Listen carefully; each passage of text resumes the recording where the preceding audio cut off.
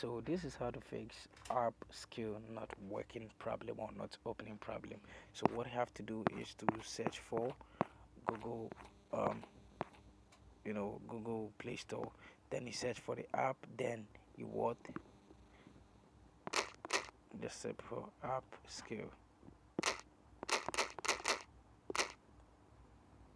So when it appears like this, then you tap on the update. So after updating it, what you have to do is to go to your phone settings. Then you tap on apps and preference or apps and notification. Tap on see your apps. Then you search for the app skill app.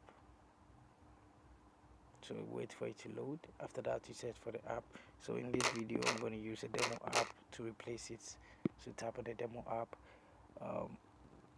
So after tapping on the Upskill app, what you have to do is to tap on the first stop, tap on OK, tap on storage and cache, clear the cache, and clear the storage as well. After doing all this, what you have to do is to check the mobile data and Wi-Fi, and everything is well.